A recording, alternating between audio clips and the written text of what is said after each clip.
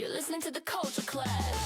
Hello, Clashers. Welcome back to a brand new episode of The Culture Clash. Happy Friday. I am so excited to be back with you, back to talk to you about your favorite celebrity at the Met Gala. It is Met Gala weekend, and I know that it's been a few days, but you know that I'm still gagged and still disappointed at some celebrities. But who am I to judge? Well, I'm still going to judge. And for the first time in this week, I actually dressed up because unlike Monday, I was sitting on the same couch in sweatpants eating pizza and judging everyone on their looks. So, today took a little shower, I freshened up for you, and I'm ready to drag these girls. I have a lot of good things to say and some things that you might not agree with me, but that's okay, because that's what we're here for.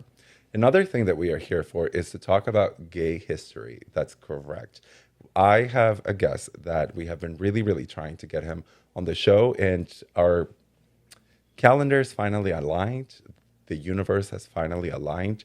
And today we're going to talk about gay history, what he's doing for the community, his book that is coming up, and everything that he has been up to. Please give it up for my friend, Jake Hogue. Thank you.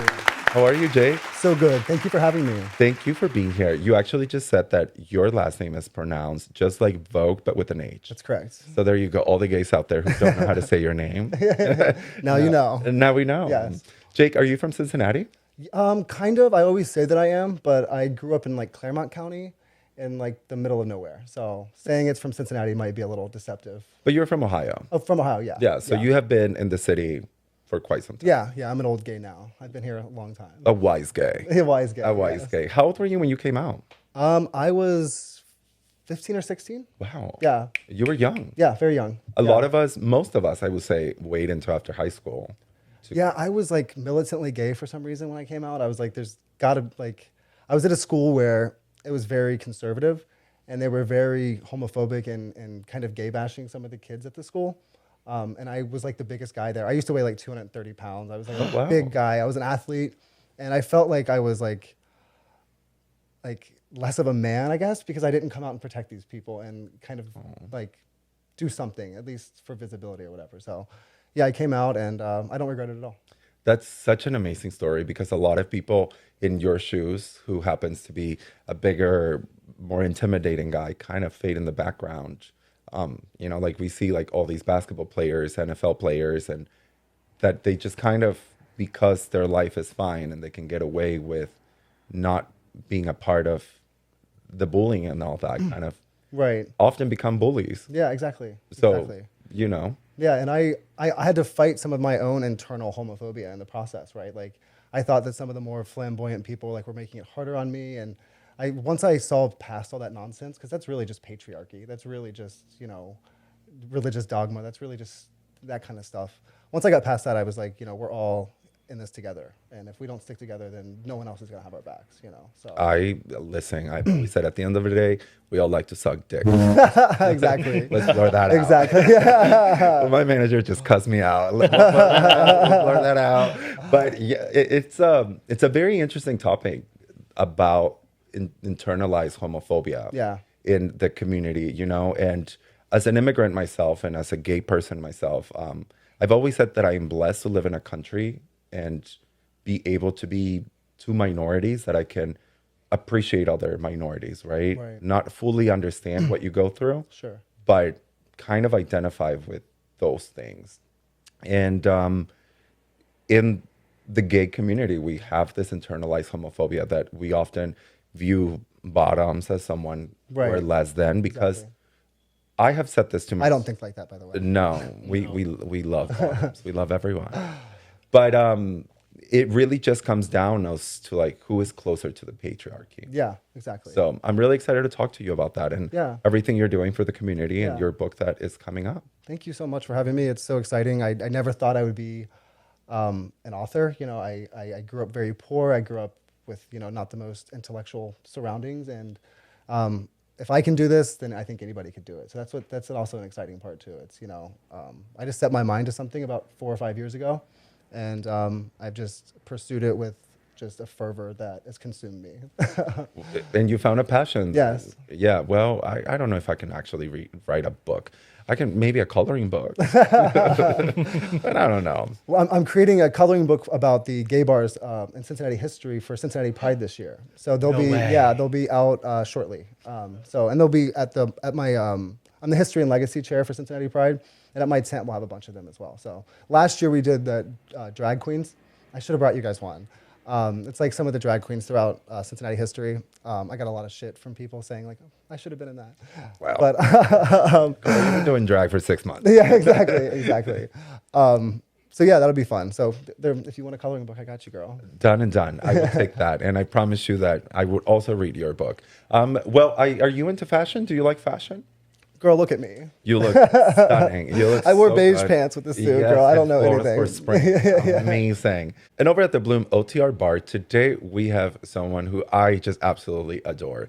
He is the magician that goes behind everything that happens in this show. And today I'm very, very thrilled to have him to talk about Met Gala. I know it's one of his biggest passion. He knows so much about fashion.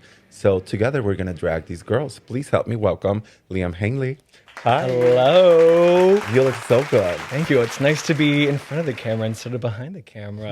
I know. For a lot of the girls who don't know, like Liam, 98% of the time is behind the camera. Oh yeah, no, I have like a seat there. I sleep there. I have a tent, everything.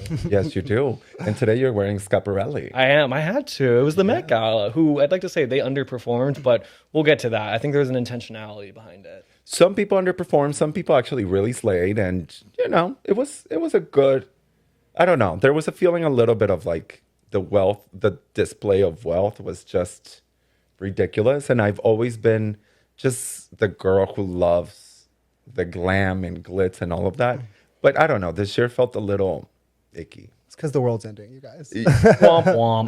It's only that part. I just need a Kourtney Kardashian to like come out and be like, Kim, there's people who are dying. There's people that are dying. You know? But I still enjoyed every moment of it. Oh, I had fun. I sat outside a bar with my iPad and my hotspot and just like had a drink. I finished a whole bottle of wine and just watched the live stream. It was lovely. I love that. I sat right here on this couch in sweatpants thinking about, you look good, you don't. No, just the typical gay stuff. Right, exactly. Yeah. Okay, well, speaking of pop culture and gay divas, before we dive into the Met Gala and before we dive into all of the questions that I have for you, Jake, Sure. I want to ask you a very personal question. Okay. We always ask our guests. Yes. Who is your number one pop diva? Oh, that's easy. It's Amy Winehouse. by far. Oh my Yeah. God, Amy. No one's even close. The legendary Amy Winehouse. Yeah. I don't think anyone's even said her before. Yeah, I have an Amy Winehouse shirt, and some people sometimes are like, "Who is that?" No. The younger gays. I went at Alice. I wore it one time, and I never want to go back. But there's respect, and if they only lived through her trajectory, she Right. would, oh, Gen Zs would eat her. Yes, like, she would do so well right now. yes, She would be making music with amazing people. Like she was just so ahead of her time so ahead. that I think that she would do really well. Her sound is so unique. It really- think it about brought one back other a person that whole- sounds like her Yeah. ever. I mean, no one sounds like her at all. And her whole vibe, I feel like she was kind of like the English Lana Del Rey. Yeah. You know? Yeah. That like trashy girl that we just all were always rooting for. She's so much better than them. Well, So much better. So much better. just that persona of like, Yeah. like the under American and under UK like people. Like it was just so They also neither one of them give a shit what you think. So which I Exactly. love. Which Yes. I love. And I guarantee you, if you asked a Gen Z, they thought she died in the 90s. They don't realize, like, Yeah. she was alive like a decade ago. Yeah, exactly. Like, it wasn't that long. Yeah. This is also really, really sad. But I think that as Amy Winehouse being such a rock star, I also think she loved that she died so young. And so like, I think she maybe knew it was coming because Yeah. she did not like the fame at all. no. She was not like she just wasn't that girl. Is she in the 27 Club? Yes. Yeah, she is. Damn. Yeah. So that's what I'm saying. Like, she really died. This is so sad. I'm such a gay, but really died in such a legendary way. Yeah, she really did. At the 27 Club, you know, like Yeah. So horrible. only the best of the best. That's how I'm gonna die. Like, let me be a star after I win my first Grammy, after I was denied entrance to America because of all of my drug and alcohol problems. But then to get a horrible biopic, that's just like spitting on a grave. Yeah, they're they going to really- have to redo that. They really have 20 to years. do that. Yeah, that was fucked up. Yeah. I will never rewatch that. No. Oh, you watched? Oh, you're a fan. Yeah. Well, Amy Winehouse, I love that you said that. I think it's definitely the first time that we have heard that at the Culture Clash. Yeah, I think that out of like anyone that I mean, I have other pop divas that I love, of course, but someone I've followed since I was like a teenager, someone that sticks with me. I listen to an Amy Winehouse song every day, so she's got to be number one. She's definitely number one. I will say the number one person I've ever seen live, and I think she's probably the greatest performer of all time, is Beyonce. I saw her live. I was like not a huge Beyonce fan before I saw her live. I mean, I loved her. Everyone loves her. Yes. When I saw her live, I was like, holy shit. It's a religious experience. This is like the Michael Jackson of our generation. Yes. Like that's just who she is. Like I always tell people, like, unless you have been at a concert of Beyonce and you pay for those tickets, like, I don't want your criticism. Because it's like, you have to be there. she like for like 3 hours, this bitch went crazy for 3 hours and didn't stop, didn't sound bad, didn't even sound like she was like breathing heavy. I've never seen anything like that. And the microphone's on. Yeah, That's exactly. great. All your faves, they're lip syncing. Exactly. She's not. lip syncing at all. And you can tell she's not lip syncing. Yeah, I was amazed. I've seen her in concert 3 times. Which tours did you see? I saw On the Run, Lemonade, and then I actually saw On the Run twice. Wait, that's wonderful. I mean, the fact that she does all of that for 3 hours, I couldn't believe it. I walked up to the nosebleeds and I was out of fucking air. Yeah, Like, exactly. and she was just, And to be able to belt and dance like that, it's something that most people cannot do. I mean, even if you look back at Michael Jackson's live performances, by the end of that concert, he was tired. And He you was could tell he a was puddle. He tired. was sweating. Yeah, he was sweating. He was tired. Beyonce didn't drop us. Like she wasn't sweating. She wasn't. She doesn't have pores. I don't know. Exactly. I think she's an alien. I don't I know. also just love when she grabs the towel, pats her Yeah. face, and throws it at a fan. Yeah. Like, here you go, girls. Like, oh, Yeah. she is that girl. And you obviously saw her at the Met Gala. Yes. We'll talk about it. We'll get into We'll get A to lot of that. people were disappointed by that. I have, we'll talk about it. We'll but get before there. we get into the Met Gala, Liam, you have been here before. You have Yes. been asked this question. Oh, Who God. is your number one pop diva? So I've said 2 before, Ethel Cain and Lorde, and I'm going to go back to Ethel Cain because I just saw her Yes, like you did. 3 weeks ago, and it was a religious experience for me. She really is like a swamp princess. She's fabulous. She's transgender. She's cool. And you know what? I don't care. Sad music makes me happy. I'll always it love all. that. So I'll protect her forever. And shout out to all of the people in Cincinnati and around the area who went to see her in concert. Oh, and it was such a chill concert. The crowd was an incredible vibe. Everyone was so cool. There were no hiccups. And she has no opener. She's like Beyonce in that sense. She's like, no, you're here to see me. Don't act like there's someone else. I live for that. My friend waited like 5 or 6 hours, maybe even longer than that, to like be up front for that concert. Oh, I didn't. I walked in 2 minutes before she started, and I was touching the stage. Really? That's funny. You're a lucky Did you girl. hear that, Ryan? That's on Pretty Privilege. Oh, that means Ryan ain't cute. No, I'm kidding. Hi, Ryan. I'm kidding. He probably watches the show. Yeah, Girl. Don't give her the address of the That's studio. funny. That's funny. Well, shout out to all the girls who saw Ethel Cain. I know she was here, and you guys enjoyed it. Oh, yeah, we had the best time. Yeah. So, yeah, that's my girl. We don't need to talk about her too much. Love her. I actually have a really interesting story about concerts that I just read. Have you guys? Let me see if I can find this story. But it's called the Blue Dot virus. Have you guys something along? No, that line? wait, is it contagious? It's very terrible. contagious, and it's taking over the world. What? So the Blue Dot virus, or whatever it's calling it, it's a Ticketmaster. Okay, so you know when like tickets go on sale, you see all these blue dots, Yeah. and like they're not selling concert tickets. So the Pussycat Dolls just announced that they are canceling their tour, including the one here in Cincinnati. Really? I can't even remember who all these people, like, they have been canceling so many tours, and it's like, it's a virus. And I'm like, no, it's not a fucking virus. It's Ticketmaster and Yeah. all these like greedy business people Yeah. trying to sell you a ticket for $1,000. Are they basically like having bots buy up tickets just for the resale market? Yeah. But so now it's like all these people are canceling tickets because no one is selling tickets. Wow. And everyone thinks that they can be the next Taylor Swift. You can hate on the girl, but she sold the Eras Tour, and everyone now think that they can do, They the, can same do the same thing, yeah. and charge $1,500 for nosebleeds. Absolutely not. A ticket should be $60 at most. Literally though, maybe like, 130. Yeah, some of the if best I'm real- performers ever. Michael Jackson never charged that much to No. get into his concert. And it's just like, it's not going to the artist. So much of this is going to Ticketmaster. Exactly. Like it's lining the pockets of people, not the artist. Greedy ass people. Yeah. So that's where I'm at. I know. But okay, let's go into the Met Gala. For the very first time today on the show, I'm going to ask all of my guests to bring out their phones, so that way we can go through some of the pictures that are on Instagram. Obviously, we don't want to Girl, there's no budget to pay for these pictures. So what I'm gonna ask you is that you can go to the culture_clash on Instagram, and there you're going to find the Met Gala 2026 recap that you can scroll with us, and you can see the pictures that we are talking about. Okay, I'm ready. So are we guys ready? Are we ready to go down? Yes. Oh wait, see there's. Okay, let's crop that because we don't want to pay. All right, let's. We don't have the budget, girl. Let's get into it. All right, let's get into it. The very first one, the co-chair Nicole Kidman wearing Chanel. I just want to understand when Nicole Kidman can be dressed by anyone and has worn some of the most fabulous dresses in the world. Why is this just like a regular red carpet dress and not something fabulous and on theme? Agree. Yeah, Like, I there's don't no see the historic theme, but I like reference. the dress, but there's no, I there's love no- the theme. I think if someone wore this to a wedding, gorgeous. If she wore this to a movie premiere, stunning. Yeah. But the Met Gala, I'm just like, I've seen you do better. I don't know why you chose to do less. It's a flop for me. But the wig looks good. Yeah, The wig looks really good. yeah. And her daughter being at the Met Gala. Yeah. Yeah, And went to school the next day. good for her. I know. The second one we have Isha M. Ambani. You know, she was actually one of my favorites, mostly because of the historical jewelry pooling she did. She was wearing so many fabulous historic jewels from her home country. And I thought that was a lovely nod, especially considering in the past years at the Met Gala, we've seen people like her who have worn historic garments and historic jewelry be snubbed or under profiled. And that was nice. And I love the dress. I think it's pretty. I think it's interesting. Yeah, and I love what money can get you. I think out of anyone, she knew the assignment. Yes, She and if- did. And if there is someone that can wear all these jewels, it should be an Indian woman. Yes. And it's also the difference between being invited versus paying for a ticket. She said, I'm paying for this and I will be seen. And she was. Because I can pay for this 3 times. Good for her. Good for her. Next one is Jordan Roth. One of the Interesting.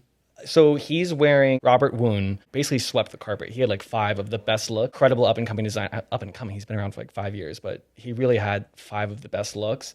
And Jordan is just one of the greatest patrons of the arts. He is supporting the ballet. He's supporting museums. He's going to Fashion Week every year with some of the best looks. My only critique for this one was the weird way it came out of his back. I wish this sort of creature that was crawling around him would have come like around the side a bit more. Because this is a remake of a runway look. I'm just like, we could have moved this. It doesn't need to be coming out of your ass. It looked like it was coming out of her. It does look like it's You know what it looks like? The substance coming out of her back. Very much Yeah, that. it does. Yeah. You're That's right. what it was giving me. But I think it was one of the most interesting looks. Yeah, it's definitely interesting. No, he did a great job, and he always does. And he brings his husband every year, and he's so cute. Oh, I really like them. We love, love, love. Next is your favorite astronaut, Miss Katy Perry. I'm gonna let you comment on this first because I have thoughts, and I want to hear what you have to think. I don't think it's bad. I know that my hate sometimes is so forced to Katy Perry. I'm sorry. Katy to me is just like the girl who did something really cool once. Yeah. And she just can't let it go. Yeah. And she's just always trying to outdo herself, and it just doesn't come off right.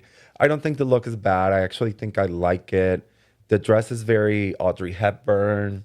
But like, how is that part of the theme? How is this? I even tried to look up like historical references to like what this could be. It's like a fencing mask. Like, if you're gonna wear a fencing mask, then like have the fencing sword with you too. And Listen, Katy Perry is historic, okay? She went to space. yeah, and maybe that's the reference. Maybe she's like, my body's arc so into space. I think the most interesting part about Katy Perry's look is that I believe it was her right hand had a 6th finger added to the glove because last year so many people thought the photos of her were real, but they were all AI. And so she's like duping on everyone, especially because she's best friends with like the Bezos and all these like AI tech people. She's like, let me bring a 6th finger here to like make fun of all these AI photos of me that exist in the world. But That's see, interesting. That was the best part of her look. Yeah. it's still like, But girl. She's not my favorite. no. So, But when Firework comes on, I like her. yeah. iconic music she has for sure. One of my favorites, Emma Chamberlain. Yes, that was one of my favorite ones. She Yeah. to be the best dressed of the night, Yeah. and that is my not just opinion but fact, is insane because she's a YouTuber and she's showing up first because she's doing red carpet interviews. She's the one that replaced Andre Leon Talley as the interviewer at the top. She looked fab. I'm so glad she's finally stepping up. She's had so many flopped looks in the past. Dressed to the nines, looked great. I'm just like wondering why it was only her that came so prepared. Yeah, I mean, she looked like an Italian Renaissance painting. She looked so good, so good. She was also giving me very Gottmik.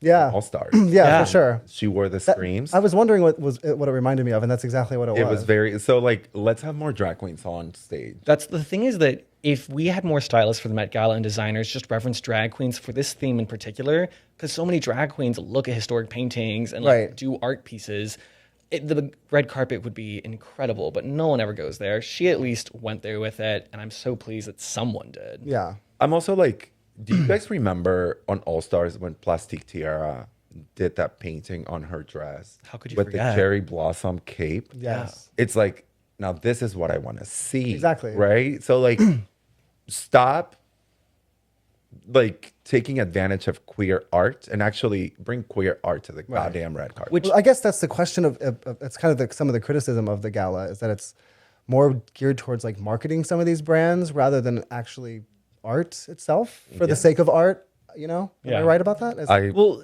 for sure, it's a lot of exposure, and at the end of the day, like the Costume Institute is the only part of the Metropolitan Museum that has to self-fund. Sure. So all this money is like you can be like, oh, this is the Hunger Games, this is like rich people, but it is like this is a huge charity event. The money is going to art and preservation. Archival work for clothing is really complex. For sure. So that part is cool, and you have to like look the other way for that. But you're right, like we should be pooling smaller designers, pulling up and coming designers. Well, I think because we're critiquing the outfits, we can critique this process too, right? Oh, for sure. Yeah. And Joan Rivers always said, if you're making $10 million in a movie, I will absolutely make fun of your dress. And Yeah. you'll be okay. Yeah, So you'll be fine. You're going to be just fine. Yes. You're going to be just fine. Gigi Hadid. I have a really soft spot for Gigi. Why? I don't know. I love Gigi. She ain't the Princess of Palestine. I know, but I have a soft spot for Gigi. I thought she looked cute. She looked cute. I just wish, like, why didn't we color match the underwear? Why am I looking at your underwear?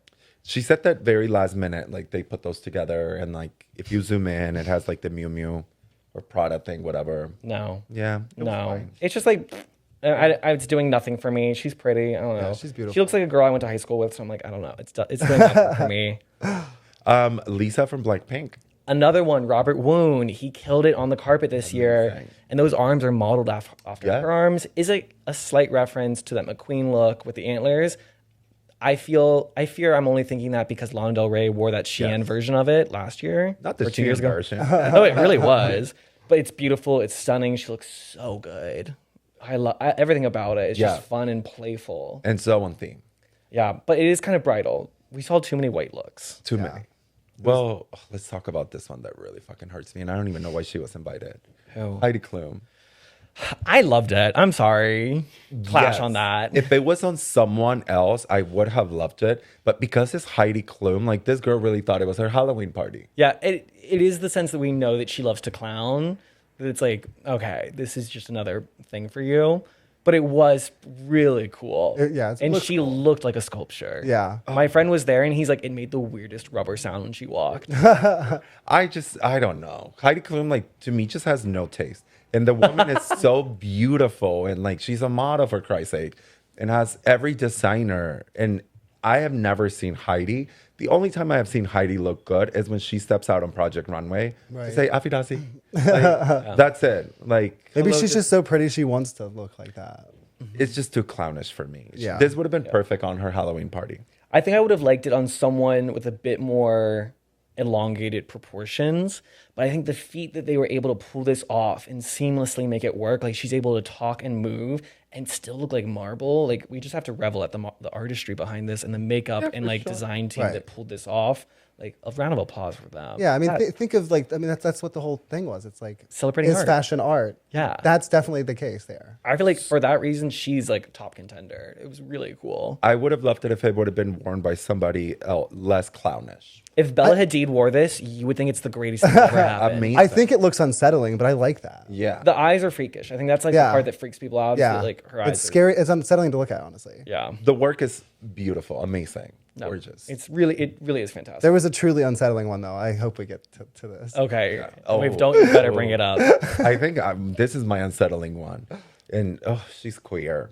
Sam Smith. Oh, he's always rough. Lord. What do you think? Let me take a look Be again. hateful. No, that wasn't the one I was gonna say. Here's Sam Smith. Oh. I mean, that's better than I thought it was gonna be. She's just, I don't know. To me, she's just always clowning. I'm not a fan. I don't know why. I mean, so talented. The voice and everything is so good. But when I just want him to leave, to go away. Yeah. I mean, considering the most insane look Sam has given us and the sort of like gaudy, intentionally ugly presence that they'll sometimes bring, this is really refined and attractive and interesting. And I love the reference to the 1920s sort of painting. Yeah, I like the silhouette. I think it's really cool. It's hard to separate the person wearing it from that because it is so easy just to like dog them. But I like it. I think it's pretty. I think if Harris Reed, the designer, wore this, or if they had made it, we would be like, this is gag worthy. Well, again, if someone else less clownish would have wore this, I would have liked it. I expected less. So Yeah, that's a great way to say it. We expected less, so I'm pleased. One of my personal favorite, and I know half of you hated it. I don't care. Kylie Jenner. This is the one place where Schiaparelli did a good job this year. Why is it though that all the Jenner girls were wearing faux nude looks? I know they love their bodies, and it was like body is art, but like they have a group chat for a reason. Couldn't they have all been like, okay, so we all have like tits out for this? What's happening? I assume they planned it like that. I don't know. I know. It's also such a basic thing, and like the Kardashians are known for like. It wasn't. I expected more. Yeah. I liked the dress and I liked the silhouette of it, but I was expecting more from all of them.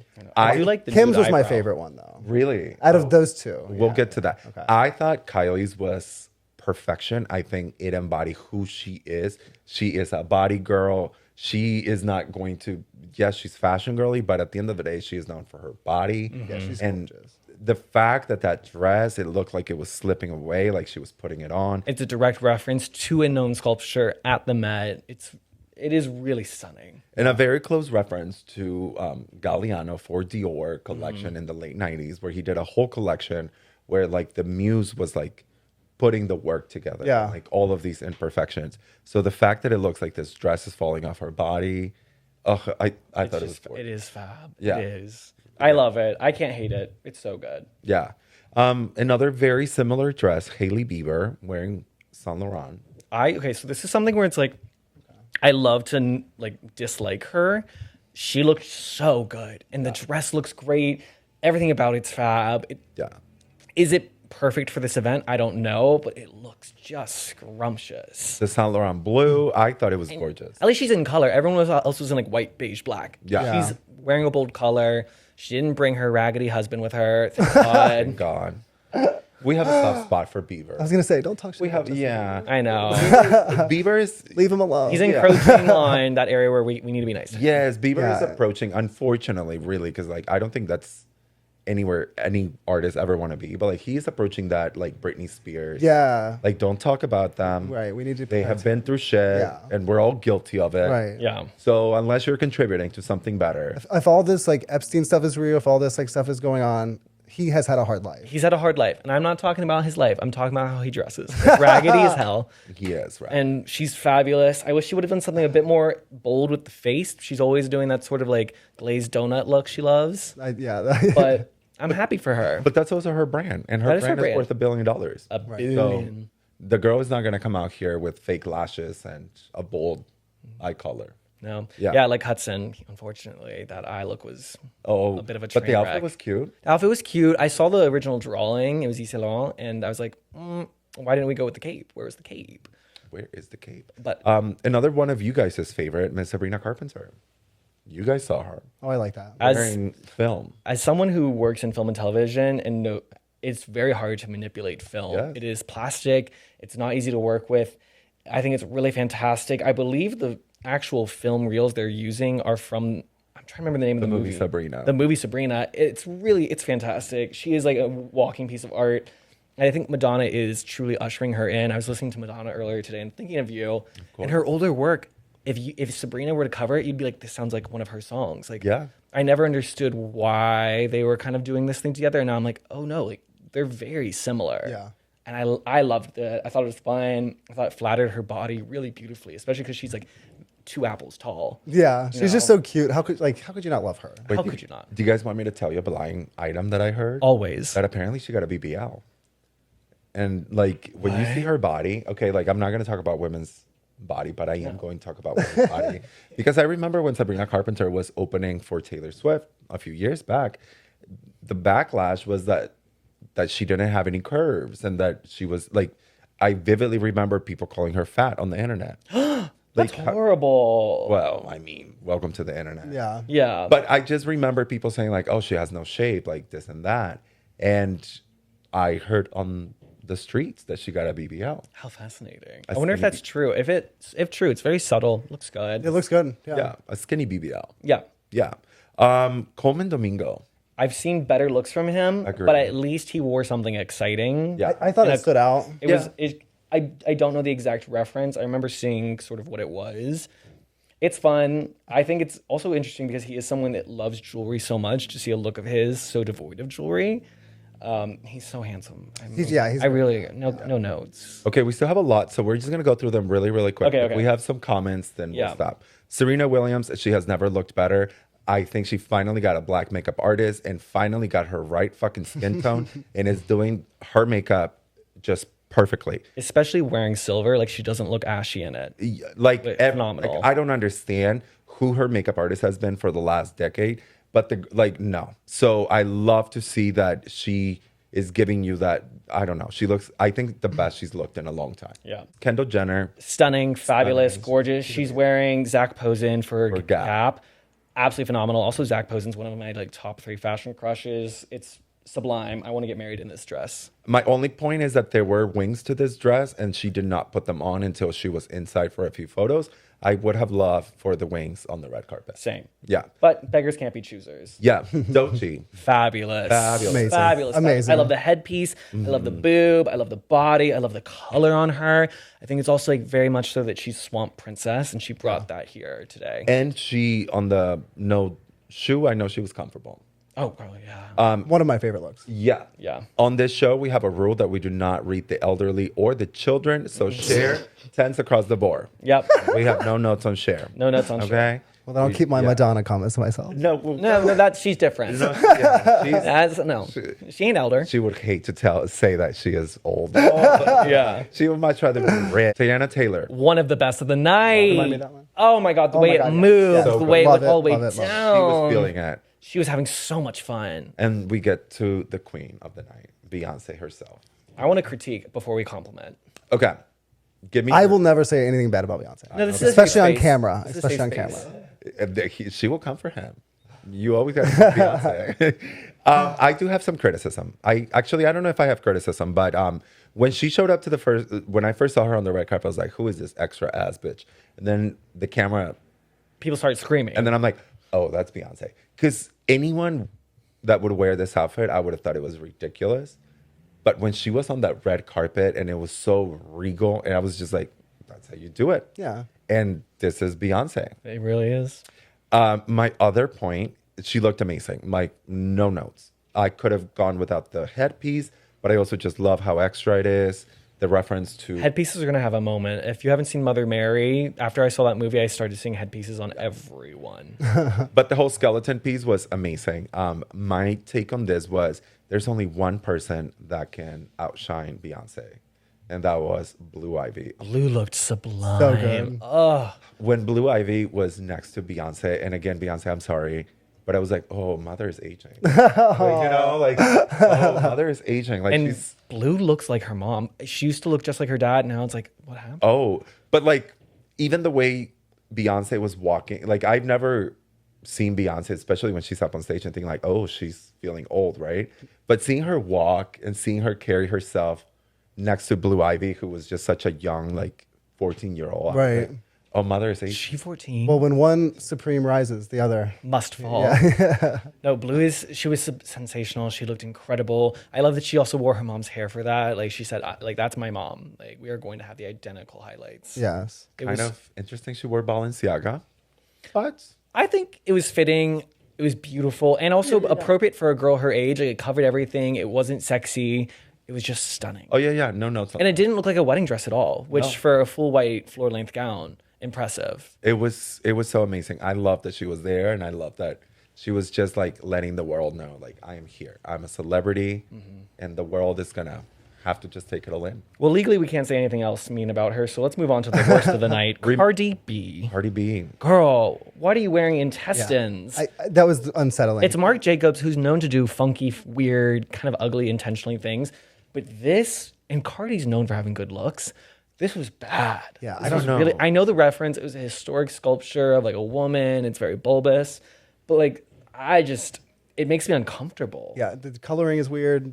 She looked like it was hemorrhoids. Which Yeah, You know? Dan, I also think it's like Dan's the one who said it. Shout out to Dan. it feels like intestines on a pile on the ground. I think it's also referencing Marc Jacobs' own Met Gala look when he wore a lace dress to the Met Gala, which was fab. But then that pink glove up on that booty hole looking thing is it's just yeah. like, girl, I don't know. It's strange. It's the substance for But sure. we love Cardi B. And someone Yeah. who might not love, but you cannot shed on this girl is Blake Lively. Oh, I will. Oh, I would. I will. I- What is this dress, and what gall did you have showing up to this event thinking someone would actually care to see you, be nice to you, or want to talk to you? Leave. Okay, I'm not going to talk about that, but she looked like a princess. She looked like she was going to a quinceañera. She did not look like a princess. That looks like my prima quinceañera, and I would like that. I don't know. The dress was stunning. Dress is pretty. She looked so beautiful. She looked You like do. a Disney princess. Yeah. And I can put away all the hate that we all have towards her. She settled the Justin Baldoni lawsuit hours before she walked onto this carpet. Hours. Still, that her career will never recover. No. Yeah. And I don't trust her. I would never leave my child alone with her. Never. Neither does Taylor. Madonna, one of my favorites. Incredible reference to the historic painting. I love that she had her muses there and she was constantly yelling at them like, you're in the wrong spot, move. Yeah, well, yeah, it's Madonna. I know. And remember, Madonna's not old, so you're allowed to critique her. Okay, I had a jump scare when I saw it. I literally was like, "Holy shit!" It looked like what you would see when you leave a haunted house. Yeah. It would be like, "You won't make it back alive next time." That's the vibe I got. So you were getting spooky core from her. Yes. But it actually scared me. It No, I actually like that scared me. Yeah. But at the end of the day, that is what art do. But I do love her. I'm not talking shit about Madonna, but No, we're not. she scared the shit. We can talk about the wig too. Like, the wig definitely got in the wind for a little bit too long. Love a little press on that. My favorite is actually her pictures on Instagram versus the videos we saw. Okay, Oh yeah. my I don't. God. Yeah. But I can't blame her because all gays. She can do no wrong. No, like a drag queen, she loves to retouch. Yes, and she's a gay icon. She could do no wrong. She is the gay icon. She really is. Which gay icons this year, if someone wants to come as Madonna at the Met Gala and wear a ship on your head, I do have a sailboat I'll loan you. However, if you do not show up with five other girls on the red carpet, don't bother. Do another look. We need 5 other girls. Oh, another story that I heard that apparently Nicki Minaj was banned from the Met Gala because of Beyonce. Good. Really? And I 100% agree because Good. here's my thing. We can say whatever about Jay-Z, right? Yeah. We know that the Carters are a front. Yes. And they will stick to each other, right? And they have dinner with the Obamas. Yes. And if you are talking shit about my husband in my husband company, I don't care. You're out my list. So if I'm the co-chair to this show, Yeah. you best believe I'm using every single resource that I Right. have to say, I don't want her, and her. Which co-chair was a very heavy word for this because she did not show up to any of the co-chair events. She said, I will walk the carpet and you're welcome. Yeah, and I get to decide who comes. She didn't even show up to the dinner Anna hosts the night before, which all the other co-chairs were there for that. We are. It's Beyonce. She was Anna was like, thank God the magazine's dying, please. Just whatever you can give me, whatever time you have, I'll take it. 9 minutes that they clear the entire red carpet for Beyonce. Well, let's move on quickly because I do want to say Sierra had one of the better looks no. of the night. So fucking fabulous. No. Loved it. The headpiece, she was black and fabulous and historic, and it just hit so wonderfully. I wish more people showed up like her. I could have gone without the sunglasses for at least a few photos. She took them off for a few. Okay. There's a video of her like date handing them to her and be like, put these on. Because that face card, my goodness. I know. Ugh. The next one, Sarah Paul's. Paulson. She was wearing Fecal Matter, Yeah. which they just had like their first Paris runway. Incredible brand. Gaga wears them all the time. I love the dollar bill on the face. I hope she was talking to Bezos while wearing that. No, it was beautiful. Sarah's always there too. Yeah, Who's inviting so- her? I don't know. This collection was actually called the 1%. So very on theme for her to wear this. But I also think like you were invited, like you're complaining about something you're being a part of. I know. I think she's like using whatever platform she has. I mean, she's my favorite age gap lesbian. We love her. I think AOC got a similar criticism a few years ago, Yes. right? When she Like had tax the the tax rich. the rich. Yeah. Like, wake up, girl. You are the You're rich. standing around the rich. Yeah. Yeah. You're partying with them. Yeah. Okay, whatever. At least they're doing something. Jeremy Pope, though, top 5 of the night. My favorite man. Stunning. The beadwork, the Yeah. bedazzling. Also, the face card. Is Yeah, he's just lethal. gorgeous. Yeah. This man, I would pay him rent. He's so beautiful. Oh, anyways, well, that was the Met Gala. I know. Can I leave on one note? Please. So, with everything going on with the Met Gala, with all the politics around it and sort of this taboo experience of this wealth divide, I'd love to highlight Sinead Burke, who is the Irish little person who has been an advocate for disabled people and embodying disabled bodies throughout fashion, because historically art has always celebrated a variety of bodies, but fashion has not. And putting her up front and allowing her to speak and dictate what is shown and what kind of mannequins they have there was such a good step forward for not just the Metropolitan, but also for Vogue, for fashion. And she really is carving out a lane. She was a school teacher 15 years ago in Ireland. And now she's changing the world of fashion forever. And I'm having goosebumps just thinking about I did have goosebumps too. I love her so much. I got a chance to meet her in 2018, and she's like one of my celebrities. So it was wonderful seeing her on the carpet. She was dressed by Christian Siriano. Christian Siriano, who Who you I hate? love to hate, but he did a great job. And she's Yes. like, he really knows how to make a dress. Is it a mother of the bride dress usually? Yeah, but She looked amazing. And I do love that fashion for once are celebrating different body shapes. They had a lot of body shapes in the museum right now. Yeah. Okay, so they let Lizzo then. Oh, well, I don't know. Keep her outside. But no, they have like a lot of different shapes and people with disabilities and really showcasing all the body forms. So I absolutely love that. But enough about that. I want to talk queer history. I know. Talk queer history. Let's get into it, girls. Yeah, let's talk about Yes. queer history. So, Jake, I know that you have a book coming out Yes. exactly It's today. actually out. Yeah, it came out yesterday. Yes. Yes. So let's talk about it. Where can we purchase this book? You can purchase this book on. Don't do it through Amazon unless you know. I Have guess. to. Unless you have to. Unless you have to, but you don't have to because there's local booksellers all over that have it. Like Roebling Books will have it. Barnes and Noble, I guess those are big chains too. But Okay, that's better. yeah, any local bookstore will have it. If not, I'll be mad. If you have a if you go to a bookstore and they don't have it, let me know. Okay. Yeah, it could be anywhere. It's also it should eventually be available on like ebook and Kindle and things like that as well. Have copies been sent to local libraries in Cincinnati? Yes, Rented? Yes, I work at the Covington Library. No way. And I made sure that they ordered one. So Cincinnati will likely have some as well. Get your library card, kids. Yes. Yes, get your library card. So let's talk about this book. Yes.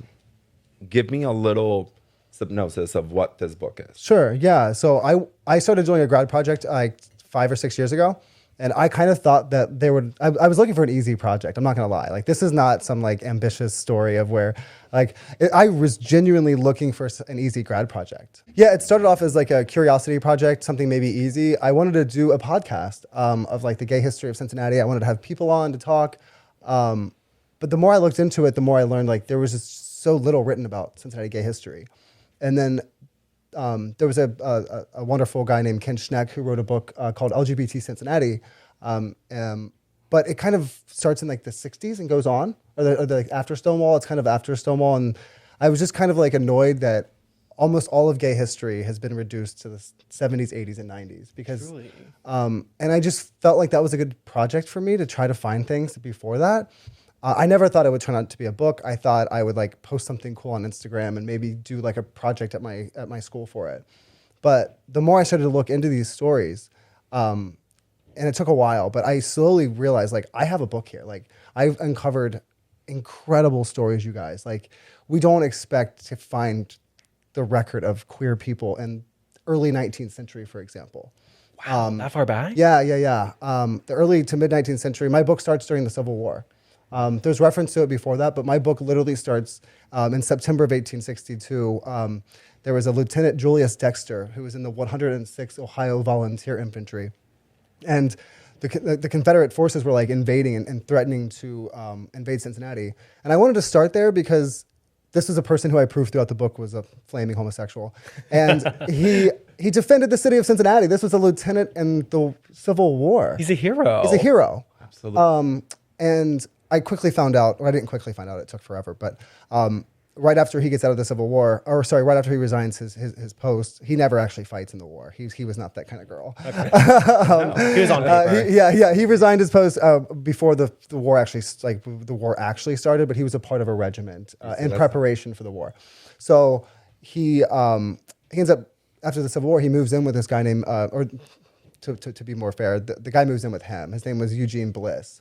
And he was a Harvard Law graduate, just like Julius. And they moved together and they lived together for like 50 years. Whoa. So that was kind of like I saw an obituary for Julius Dexter. And and the newspaper referred to him as simply an intimate friend of Eugene Bliss, who was the benefactor of his entire estate. Oh. He got everything in, so that wording, I was like, that sounds pretty gay.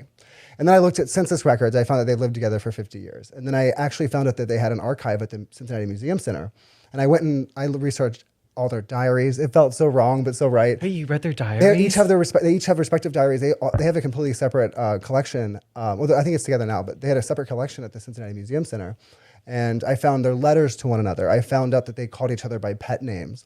I found out that their friends referred to them as Mr. and Mrs. Dexter. Wait, what were their pet names? Well, Eugene called Julius Jules all the time, and then Julius called him Fred. But then, like, if you read their diaries, like, it's obvious that they're a couple. Like, one of them will get mad at the other one for not coming home at a certain time. Aww. Or like, yeah, I mean, it's obviously a gay, it's obviously a queer love. They live together, not out of economic necessity like a lot of men did. They live together because they like to be around one another. Honey, because we don't need money. Exactly. Gay men are rich. Well, even more gay. So the part that really got me was this letter. Are you guys familiar? You're not really Cincinnati historians, but there's a person named Mariah Longworth Store. Longworth Hall? Yeah, that's the family. And she started Brookwood Pottery. Oh my God, okay, Yeah, yes. so she was actually like, I think she was like the gay best friend of Fred Bliss or Eugene Bliss.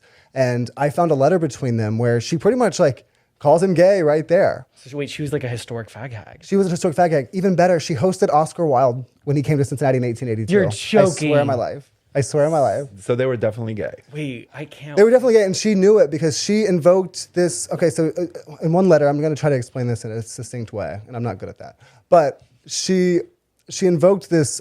She's writing a letter to him, and she says, "Have you heard about this king in Württemberg? This is pre-unification Germany. It was Württemberg." And there was a king there who in the 1880s made national headlines for having American male consorts. And one of the guys was a guy by the name of Richard Von Jackson, who was from Steubenville, Ohio. Okay. Who went there to study music, falls in love with a king, and is raised to the status of His Excellency.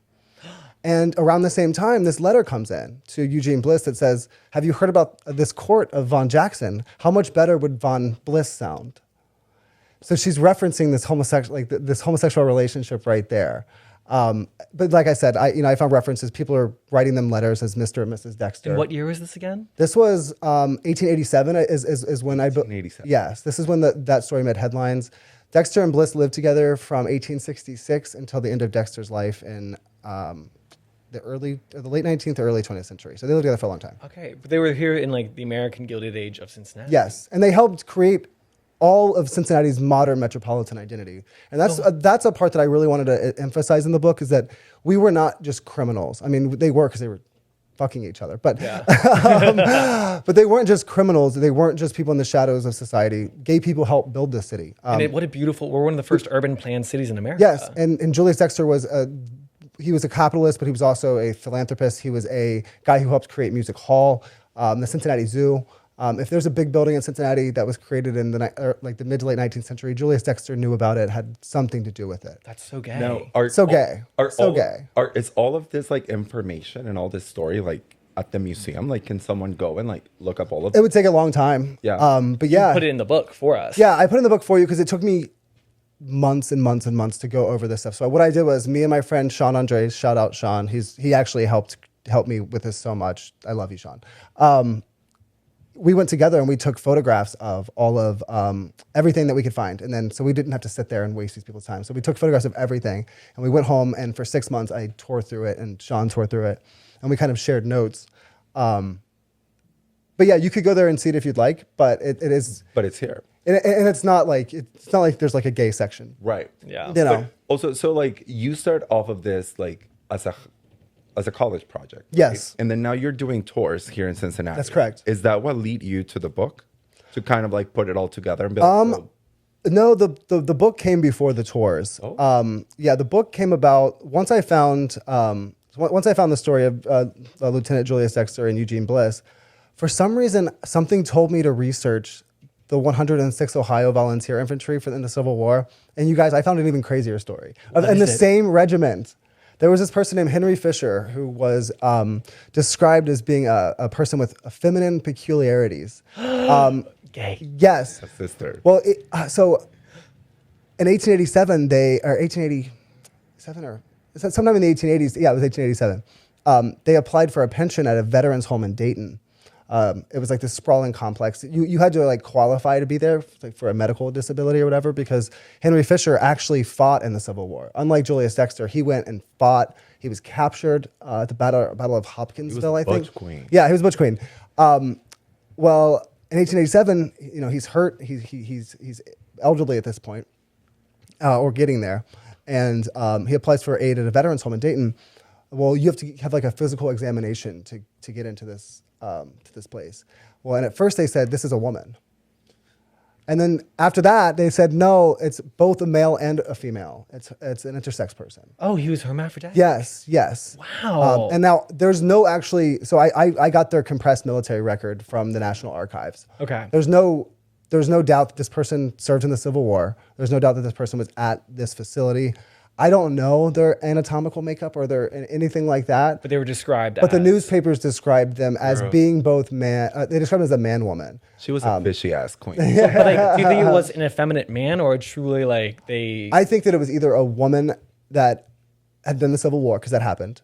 And very Mulan. There was very few that had been in battle the way that Henry Fisher had, and without being found out. A lot of women were found out. Some went to fight with their husbands. Literally, that's happened a bunch of times. It's kind of weird. Really? I had no idea. Yeah, women would go and they'd be like, "My man's not leaving, not going all the way out there without me." Sick. Yeah. He ain't going to war without Toxicity me. is his story. War together. Yeah, bro. exactly. There's been several cases of that, but this one seemed to be real. This one seemed to be completely misunderstood. But they also were like known as a good soldier. So like there was this person. There was a person in the 106th Ohio. It was Colonel Gustav Toffel. He eventually became the mayor, but he's actually the one who furnished a letter of recommendation for Henry Fisher. Even wrote back to the director of the home to say, "You guys got it wrong. That's not a woman. He was feminine, but he wasn't a woman. I know it because he was in the war with me." So there's a lot of like credible characters to the story. That seems kind of strange to me. Which also to stand up for someone is a big act. Yes. Especially at that time in life. Exactly. That's huge. What's Comment on character. Yeah. Yeah, and what's super interesting is that they were originally denied, but then I found admittance letters to the home. And they never stayed in one part too long after their case made headlines, but from 1887 to like I'm going to butcher it, until like 1910 or so, 1911 maybe, they moved back and forth between veterans homes all over the country. So I feel like they really weren't ever felt comfortable anywhere. Oh, they were always running. That's so sad. Always running, yeah. And I try to capture that in the book of like what their lives would have been like.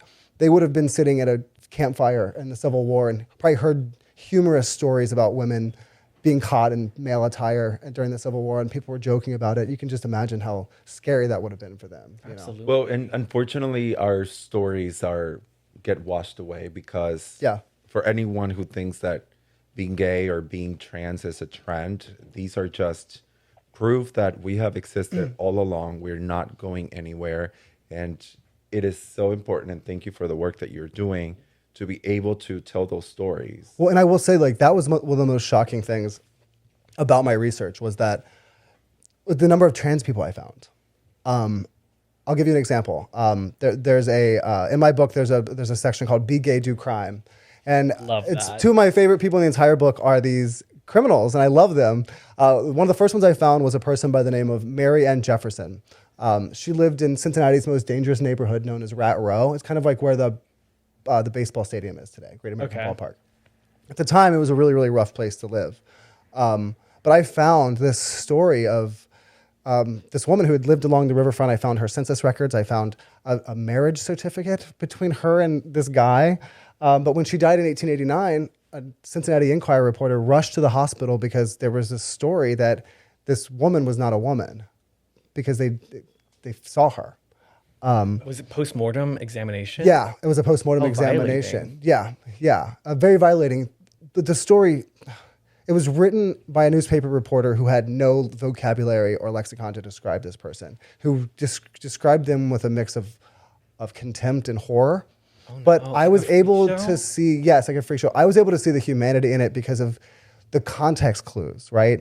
They said that this person lived in Cincinnati's most dangerous neighborhood for over 10 years at the time of their death.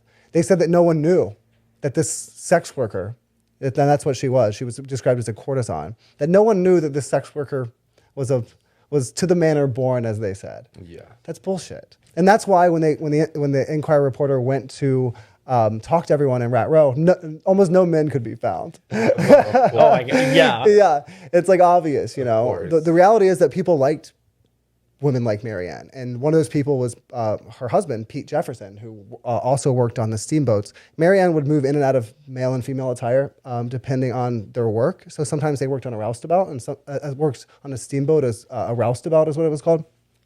And sometimes they were a sex worker and thief. They were constantly lambasted in the newspapers as a criminal. They even broke out of prison one time in 1882. Wait, this is an icon. This is an icon. There's no a movie here. No one says be gay, do crime more than Marianne Jefferson, except maybe one other person. Who? And this person is named Frank Goldsberry. Okay. So there's a weird phenomenon of trans people loving the name Frank. I don't know why, but like 8 people in my book, trans people took the name Frank. And all from Cincinnati? They all either are from Cincinnati or they lived in Cincinnati or they visited here and something bad happened to them. Maybe it was a hot dog thing. Yeah, Frank. yeah, maybe. But Frank Goldsberry was one of the most captivating people in my book.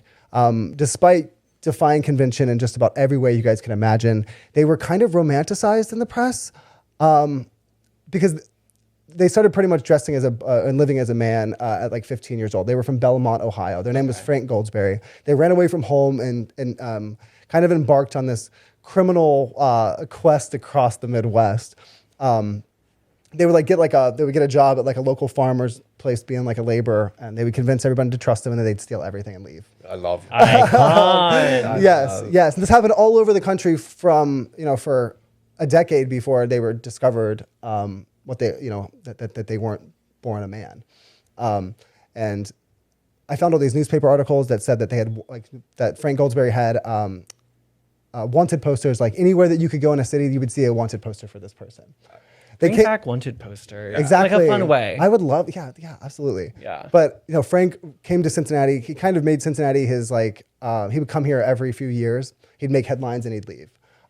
He was praised as a criminal mastermind despite being caught like every time he committed a crime, which I thought was interesting. And he also was dating women and like writing love letters to women. There was one love letter that he wrote to a woman somewhere in Ohio. I forget exactly where, but it was rare for there to be explicit references to homosexuality in these newspapers. I will say that. There was not a language to describe it. Mm-hmm. And the only way that people could do it is if they dressed up like a man to do it. Interesting. It's really, really interesting. But Frank, no one actually ever figured out who they were. They called them Florence Goldsboro or Frank Goldsboro, but their actual name was Florence Goldsberry or Frank Goldsberry.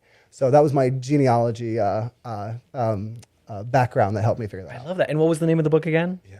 Cincinnati Before Stonewall. Cincinnati Before Stonewall. So does it stop at Stonewall? Yeah. It stops and it picks up my next one, which is Cincinnati After Stonewall, the 1970s. It picks up right afterward. And when will we see that book? Let's give this one some time. Okay, you're right. Yeah. Now, I know that you also talk about bars yes. in Cincinnati. Yes. Is there a special bar that you feel like everyone in Cincinnati should know about? Absolutely. And it wasn't even in Cincinnati. It was in Kenton County, Kentucky, you guys. Oh. It's right across the river. It was off the 3L Highway, or Madison Pike. It was called the Jacabo, or it was called the Downstairs Club. And it was this mob-owned, smoky drag bar They started doing female impersonation shows in the 1950s. Every Halloween they had a drag pageant, and a bunch of the characters from my book got their start there. So they were only allowed to dress up as a woman in Cincinnati. You were only allowed to dress up as a woman one night of the year, and that was on Halloween. Well, It was you the can only do anything on Halloween. That was the only time you would not be arrested for dressing that way, and people and the gays took advantage of it. And as we still do. Yeah. Yes.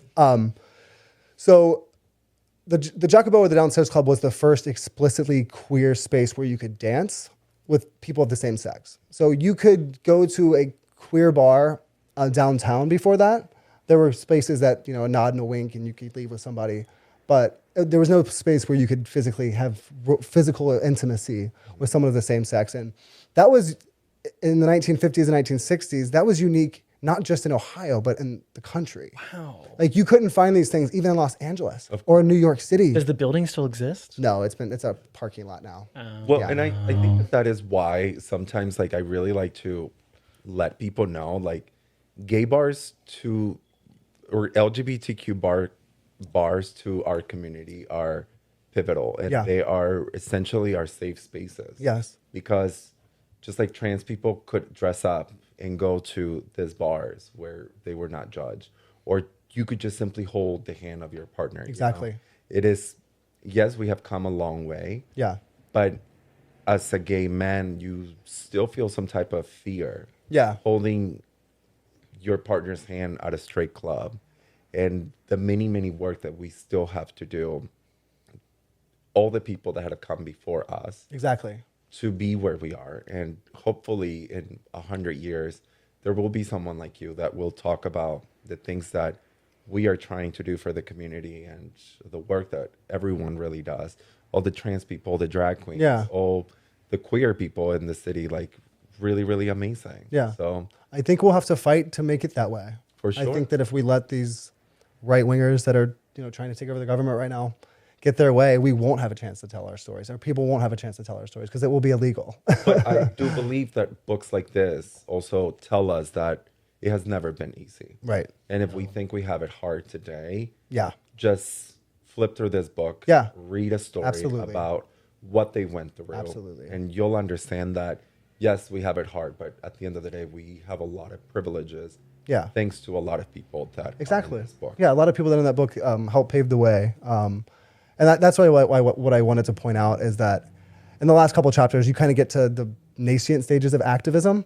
Most of the book, there's not activism. It's about visibility. It's about criminalization. It's about the medical pathology of homosexuality, like the way that it was viewed as a aberration or as a medical anomaly and things like that. But you do get a little bit of activism by the 1960s. And there was this amazing lesbian woman who no one remembers now. It's always a woman who gets forgotten. Marianne Lederer. I will say her name loudly and proudly as long as I can because Marianne. Marianne Lederer. Yeah, there's Marianne Jefferson and then Marianne Lederer. Isn't that cool? Yeah, yeah. I love Marianne. Yeah, Marianne Lederer. She was a lesbian who first went to the Downstairs Club, which I told you about in Kenton County, and she knew she was gay right then. She knew before, but she didn't realize she'd ever found a space for herself. Yeah, so that kind of got her gears going. She was already a civil rights activist. She'd worked to desegregate a lot of places. She tried and failed to desegregate the Downstairs Club. A little caveat: every single bar in this book is segregated. Wow. Yeah, except Central Cafe in the West End, which was right off Plum and Fifth. That was a black gay bar that allowed white people. Okay. And so this is the lesson. We had more gay bars during segregation than we do today. Let's sit with that. Crazy. Let's just sit with that. Yeah. The idea of race complicated this story way more than I thought that it was going to. I'll give you an example. One of the drag queens in the book, they were known as Only Leon, and his boyfriend Edwin Kelly moved to Cincinnati just right after the Civil War in 1866 and opened up the Academy of Music on 4th Street.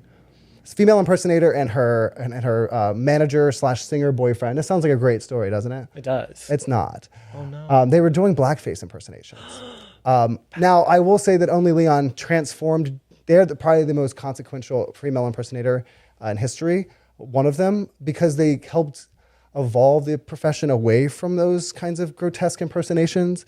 not by any sense of racial justice, but because they were trying to create this prima donna character.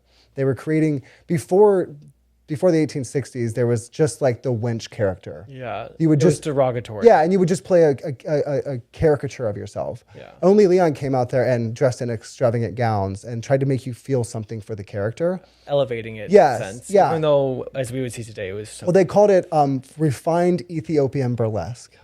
wow. Yes. So it's a really, hammed up way to say I'm a giant racist, and but all of entertainment was like that at the time. There wasn't a single art form that didn't contain that racial caricature of black people. That's what I was gonna say. Like, as much as you want to judge it, it's like you would have to live in that moment. Exactly. And what is it that we are doing today that in 100 years people will be People like, are going to "Believe say, that," yes. right? Like the thing, like I mean, even 20 years ago, Right. The things that God knows that I have said things that are completely wrong, but Yeah. that is the evolution of the world. That Yeah. is the evolution of arts. Right. My little sister's already looking at foundation, like photos of my stepmom, and she's like, "Why was your foundation so dark?" Like, we're gonna, Yeah. that evolution's already begun. Exactly. Can I ask a question? Sure.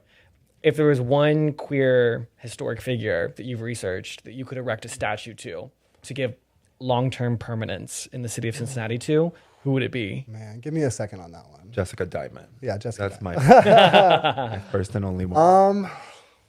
I want to say someone from my book, although the most consequential people are not in that. They're going to be in the 70s and 80s and 90s. Okay. There was an AIDS activist named Ron Rucker in the 1980s that was pretty amazing. Okay. Phoebe Beiser, she's a lesbian activist who was at the first Pride Parade in 1973. She now runs the Ohio Lesbian Archives. She's probably the most important because of her foresight in protecting the ephemera and all this information that these activist groups were collecting. She's by far the most consequential because of the long-term impact of having something like the Ohio Lesbian Archives, which, if you guys don't know, it's on Ray Street. It's a huge repository of information, pretty much starting from like the 60s onward. Fabulous. It's amazing. So I would say Phoebe Beiser for sure, but I'm going to say Marianne Lederer just because she's in my book, and she started the first gay rights organization in the city's history, Well, if there's- 1967, 2 years before Stonewall, guys. Damn. 2 years. There was a gay rights advocacy group in Cincinnati. Well, if there's any rich man, woman, or them out there that wants to pay for a statue, you now know who you're going to Exactly. build. Yeah. Funny that you bring up Phoebe. Someone actually just mentioned her to me. Oh, really? Over the week. And they were like, oh my God, she's amazing. So I can't wait to meet Phoebe. Like, I think She's incredible. She's a wealth of knowledge, but she's also very sweet and meek. You would never think that she's done all these amazing things. But yeah, I'm going to be working with her a lot for my next book, which is on the 70s, because she moved to Cincinnati in the 70s. Well, Jake, I can't wait to read this book. I really am in awe with gay history. Awesome. It's amazing that you give a voice to all of these people who have done so much for the community. But I also love that you mentioned that there is a part in your book where there aren't so much called heroes. It's Yeah. just your everyday gay person, your everyday transgender, Yeah. everyday lesbian who gets to wake up and have a regular 9-to-5 job. Right. Because by existing, that is our hero moment. Well, yeah, that's such a good segue to one of the major points that I wanted to say, which was that there was a prelude to activism, and that was survival. And that's what these stories are about, is gay people who have survived. And even though their stories are distorted through, slanted newspaper coverage or, our limitations on sources, they did live remarkable lives just because of who they were. You have to survive to be seen. Exactly. Yeah. Exactly. And that just goes to every queer person out here watching us, listening to us, that know your activism, whether you are an LGBTQI member or you are out here doing work like you are. Yeah. We all fall into a spectrum that we all have to survive. Well, and I think, and if I could just look at the camera for a second, I think that we honestly need to reflect on what's happening in this country right now. The hatred towards trans people, the legislation against LGBTQ people, it's never been seen before. Not even in the 70s and the 80s when gay people were being beaten in the streets like crazy. Had we seen such a well-funded effort to subvert the rights of gay people and queer people and trans people. If we don't address it, we are going to regret it, and it's going to be too late. Absolutely. Yeah. And if you do not teach history, we are doomed to repeat it. Yep. And I cannot thank you enough for being on the show. Thank you so much And for having me. This was great. no, I mean, I could talk about gay history. I love gay history, and maybe I don't go back, nor do I have the knowledge or information like the 1800s. But I love, like the story of lesbians taking care of gay men when we were dying Yes. of AIDS. Yeah. And That's so true. Yes. I actually had a situation at work where I asked this girl, she was doing something, and I was like, oh, let me finish it. And she was like, oh, you're so sweet. And I made a joke, and I was like, I'm no better than any man. I'm just waiting for a woman to take the initiative so I can take the credit. And shout out to all the lesbians. Shout out to lesbians. Yeah. Every single person out there who are just surviving and hoping tomorrow will be better. Exactly. We're all in this together. Yep. And if one of our sisters or brothers fall, Yep. we are all falling. Right. And the idea of intersectionality, us all working together, the fruits of that labor can be seen in the past. We only really started to gain rights at any level when we banded together. It took until like the 1980s for the lesbians and the gays in Cincinnati to actually unite, and it was the AIDS crisis that did that. But it not only united the gays and the lesbians, it united the drag queens, and that's kind of where we at war with the lesbians. We were. There used to be gay bars in the city where there was lesbian bars in the city that if you were a gay man, you did not go in there. Oh, fascinating. I'm Yes. listening.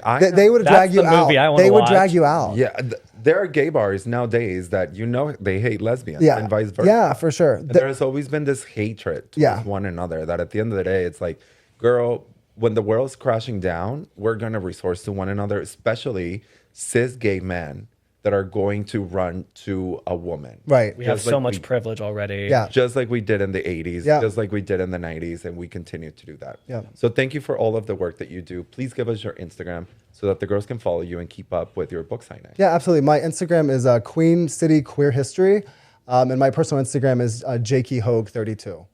And this weekend, you are going tonight at Bloom. On Friday night, you're going to be at Bloom signing books. Yes, on Friday night from 6 to 8 p.m., I will be signing books at Bloom OTR, one of the only gay bars in the city. The next Thursday after that, I will be at the Ohio Lesbian Archives from 6 to 8 as well. That's on Thursday, I believe. And then I have a bunch more book signings. You can see all that information on my Instagram at Queen City Queer History. There you go. Keep up with him. Keep up with the information. Please read the book. It is so, so, so important that we study history so that we can understand how we have come here and how we can get out of this shit that we are in. Amen to that. And over at the Bloom LTR bar, Liam, thank you so much for being on camera today. I'm so happy to be here, so happy to yap, but I'm so excited to learn more. I'm grateful to all of our listeners who can pay attention and take away something from this conversation. When I have a proposition, you guys can have that book if it sits there. Yeah, done and done. Does that work? Is that and fair? Also, I just want to see it every time I watch the it show. took me a year and a half to book you on this, so I would like to get ahead of the schedule and book you for the next book. It's perfect. Deal. It's pink and pretty. Yes. Perfect. if you'll actually put it up there, I'll give it to you. Yes. Oh, absolutely. Okay. And I'm coming back. I will come and see this. I will be No, I'll watch investigating. every I will episode. be Make sure back it's on there. after I read it, but I will buy my personal one so that I can come on Friday and I can get it signed. Awesome. And again, you guys, it is very important. Gift it to someone. Come and support queer art worth protecting. Yes. Come and support it. Truly, truly, truly come and support it. Liam, give us your Instagram, girlie. Oh, Liam Hanley, LiamHaehnle. And if you want to follow The Culture Clash, it is the culture_clash on Instagram and the.culture.clash on TikTok. There you go. We're always updating it. We're always posting things. And we hope you guys love our little podcast as much as we love it. I have two last things to say. One, I want to give a huge shout out to our sponsor, Taqueria Mercado. You guys know it's one of my favorite Mexican restaurants. Best chips in the city. Best chips, their tacos. I could go on.